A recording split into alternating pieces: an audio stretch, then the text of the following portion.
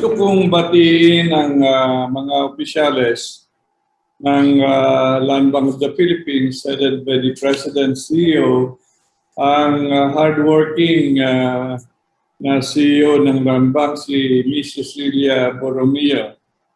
At ang mga lahat po ng miyembro ng Board of Directors ng Land Bank of the Philippines, sila Director Jaime Miralles, Director Virgilio Robles, Director Hinlo Jr., and Director Nancy Irlanda Tanwatco. Kasama na rin dyan ang Undersecretary Luis Meinrado, Pangulayan ng DAR, si Treasurer Rosalia De Leon ng Treasury ng Pilipinas, si Undersecretary Benjo Benavidez, and of course also to the top officers ng Land Bank of the Philippines, men and women of Land Bank, and those who are connected with this forum today virtually.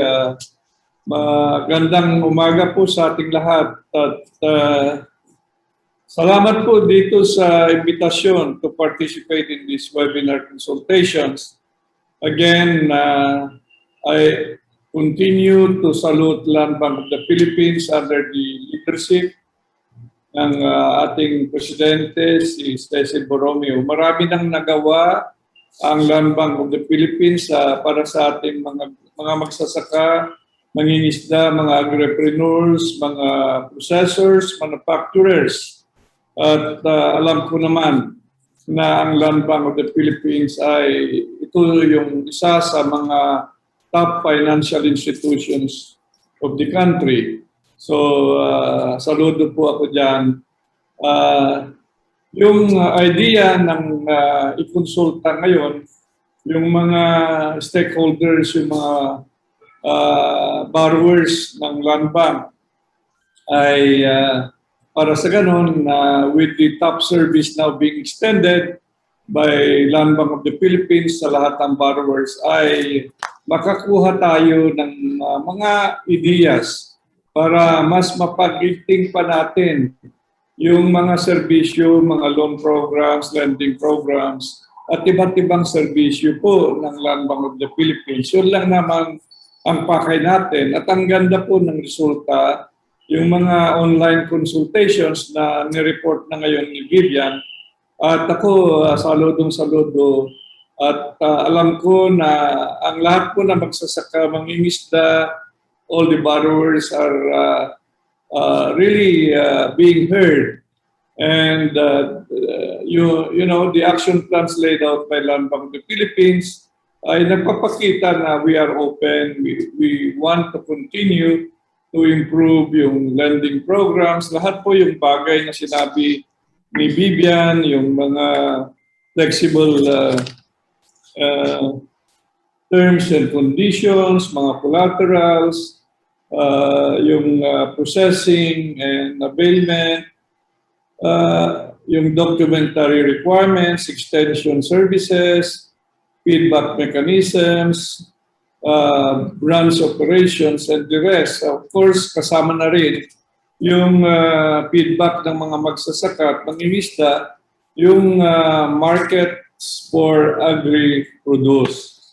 So, talaga itong partnership ng kagawaran ng pagsasaka with Land Bank of the Philippines has been tested through time and will continue to elevate this partnership. Kasi alam niyo ang kredito ay ang isang pinaka major concern natin sa agrikultura at sa rural areas. Halos karamihan ng ating mga magsasaka ay nasa influensya ng informal credit system. Of course, mayroon target ang Land Bank of the Philippines. Nagampanan niya yung more than 1 million farmers after strengthening its lending programs. And for the second year, you will be able to meet more than 2 million farmers in terms of borrowers and fishers. At during the third year, more than 3 million. So talaga naman na nandyan yung focus. Pero mas marami pa rin yung hindi umuutang sa formal lending institutions kagaya ng Land Bank of the Philippines. So doon sa area na yan, pagtulong-tulungan po natin kung paano we have to get, I mean, these farmers and fishers get out of the clutches of the traders, yung mga wholesaler, na nagpapautang sa kanila at usurious interest, and during their harvest, ay sila na yung nagdidikta ng presyo ng mga harvest ng mga farmers and cuts ng fisher folk. So talagang they cannot leverage for that matter. And that's why dito sa 1DA reform agenda ng Department of Agriculture ay tinitingnan po natin yung apat na pillars, at itong apat na pillars ay may mga kaakibat na key strategies. Yung unang pillar po, yung farm consolidation towards economies of scale, and we will work with the local government units as partners and other stakeholders para sa ganun ma-empower natin ang ating mga magsasaka. And credit is an empowerment mechanism. And so yung sinasabi ko ngayon na yung nasa clutches ng mga traders ang karamihan ng farmers ay paano ba yun? Para sa ganun, at the end of the day, we really have to give them more of this capacity building through collective actions. Dapat naman ang lahat ng magsasaka ay mag-join sila sa mga kooperatiba o organisasyon para sila na yung katuwang ng Department of Agriculture at kagaya ng Department of Agrarian Reform na tutulong palakasin ang mga magsasaka na asosasyon at kooperatiba. Ang pangalawang pilar po ng 1DA reform agenda ay yung modernization, technology-oriented or technology-based modernization, digital agriculture kasama, digital banking kasama yan para easy access ng mga credit, yung mga farm mechanization, lahat po yun, modern technologies, precision agriculture, and the like. Ang pangatlo po ay industrialization, agri-industrialization. We need to go to food processing, value-adding, manufacturing in general, para mas mataas po ang kita. Yung mga farmers association can or cooperatives can now go to that extent. And if not, you have to work with or partner with private sector. So in many ways, we need the private sector and the farmers, cooperatives and associations work together to enhance itong sinasabi natin na agribusiness value chain, or I would call it food systems approach. So itong food systems approach has now become the way forward for the UN system. And of course, itong consultation process na ito na nagawa ng Land Bank, we hope to have this be inputs to the incoming UN-based food systems summit that I've been asked to convene towards September. I mean, the summit in the Philippines will be done in the next 2-3 months, but the UN summit will be in September 2021. So talagang ako among the board of directors ng Land Bank, happy po ako dito sa kinalabasan ng konsultasyon at sana ay magtagumpay na tayo na pataasin at mayroon tayong sapat na pagkain dito sa bansa, gawa na nandito pa yung pandemya yung tinatawag natin na panglaban dito sa COVID-19 ay hindi lang doon sa health and quarantine protocols. Kailangan din natin na may sapat na pagkain para sa ganun ay mas makalaban pa tayo dito sa pandemya. So again, congratulations to the Board of Directors chaired by Secretary Carlos Dominguez. And I also thank Secretary Dominguez and again President Cecil. 30 billion na yung nilaan ninyo para sa swine lending facility ng Land Bank to help the Department of Agriculture repopulate and recover the hog industry to its previous glory.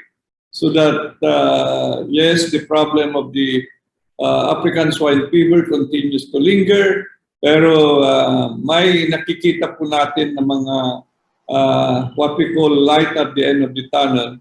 So again, to the farmers, the fishers, the business people, the processors, manufacturers, let's all be one in really elevating our game in every aspect of enhancing and unlocking the potential of Philippine agriculture and, credit available and affordable and accessible credit will be key to this transformation of Philippine agriculture. Marami pong salamat.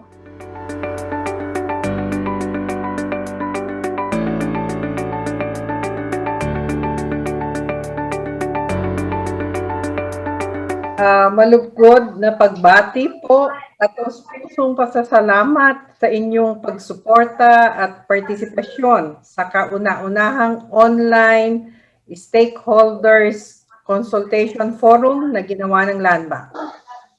Kagaya ng una nang nabanggit, ang layunin ng exercise na ito ay upang mas lalo pang mapaigting ang serbisyo ng Land Bank sa inyo na aming mga pangunahing kliyente sa agri-food sector. Fundamental to realizing this objective is listening. A key to an engaging and fruitful conversation. This exercise has provided us a platform to listen to your insights, sentiments, suggestions, and even criticisms, both positive and negative. In doing so, we have a deeper understanding of the issues, and more importantly, we can provide responsive solutions to take deliberate actions. We hear you. This is what I would like to underscore at the onset. As your development partner, it is important that we practice the skill of listening to the voice of the customer and filter it from outside noise. Marami din po kasing nais mag-ingay lang. Ang nais po naming marinig ay ang boses na nagpaparating ng lehitimong agam-agam, opinyon o mungkahi. With the earlier presentation, I believe we have achieved the initial objective of this exercise with the 20 or 19 major issues you have brought to light. We will build on providing actionable measures to these issues. Proactive listening is another skill set which we endeavor to practice in Land Bank. I say this in the context of recognizing the problems even before our customers bring them to our attention. Sa 20 na major issues na inyong naiparating, 13 sa mga ito ay mayroon na kaming pinapatupad na solusyon. Kasama dito ang issue ng interest rate na hiling ninyong babaan. Binabaan na po to 5% ang interest para sa direct lending programs for sectors and industries affected by the pandemic. Malamang na ang susunod ng tanong ay, maari po bang babaan pa Masusi po namin pinag-aralan ang interest rate dahil mayroon kaming cost of funds. We need to exercise prudence as these are public funds, deposits entrusted to us, which we lend for development objectives. In addition to the interest rate that is fixed at 5%, in addition, the interest rate fixed at 5% is regardless of the credit rating of the borrower. Doon po may concessionality na. Isa pang halimbawa ay ang issue ng documentary requirements. Noong 2019 ay sinimplihan na namin ang loan application form sa isang dokumento na lamang at na dati po ay 3 dokumento yan. Ganon din po ang promissory note na dati po ay 14 pages. Ngayon ay 1 page na lamang. Maaring may nag-iisip na marami pa rin kaming hinihinging dokumento. Muli, nais ko pong ipaliwanag na bilang premier government bank, land bank is governed by set of rules, regulations, and practices in line with good governance. In other words, we simplify the documentary requirements to the extent that regulations can allow, and also, if I may add, to the extent that we can get to know you better. We want to know you better, and so therefore we need some documents about you and about your business. Documents, by the way, that you should have even if you don't have any intention of borrowing. But we also continue to seek long-term answers to these and other related concerns. And digital solution is the way forward. We are in the process of developing our digital lending system to make the entire process faster and more convenient for you. This new automated facility will allow borrowers to input data through our digital onboarding system, or DOBS, and cover the end-to-end loan process, from application to processing and approval to the booking. That's the back end or the support part of the transaction, and of course through until collection. And we will initiate this, we will implement this starting with our administered programs, what we call off-book lending programs, which we are implementing with other agencies like the Department of Agriculture. With this system in place, it will address the concerns on documentary requirements and processing time. Our timeline to have this system fully operational is by end of September this year. Patuloy din po ang proactive approach sa pagtugon sa 7 na new and emerging issues na inyong naiparating, dala na rin ng pandemya at mga hamon na dulot nito. You can be assured that this will be addressed at the earliest time possible. Most of these issues will be responded to by our lending centers, and I've given instructions for their immediate resolution. To the extent possible, we will provide direct, time-bound solutions with identified units in the bank that are responsible to follow through in ensuring the closure of these issues. But let me also level expectations that some of the solutions, especially at this time, can be fluid and dynamic. Some of these measures will be sustained, but we remain on the lookout for creative ways and fresh ideas as we move forward. If there is one thing that this pandemic has brought to fore, it is the power of resilience, the ability to adapt, to evolve, to innovate. We will assertively build on this value of resilience in our pursuit for service excellence to you, our valued customers. There will be still challenges ahead, and Land Bank will face them head-on, taking necessary actions to adapt to a changing landscape. We will also intensify our collaboration and meaningful partnership with you so that together we can explore new opportunities and chart a more solid path that will advance a greater, inclusive, and sustainable agriculture sector in the new normal. Makakaasa po kayo sa aming patuloy na pagsuporta at paghahatid ng mga programang nagsusulong sa inyong pag-unlad. Kasama ninyo ang Land Bank sa pagkilos upang mas maging mabilis at tuluyan ang ating pagbangon mula sa pandemya. Nais ko rin pong pasalamatan ang mga miyembro ng aming Board of Directors and their alternates for joining us today and for your steadfast support to Land Bank.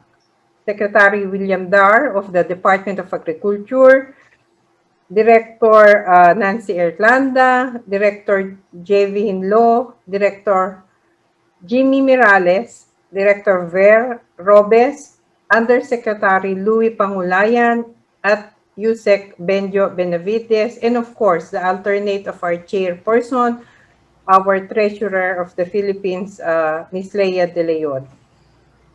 Maraming salamat po sa inyong lahat.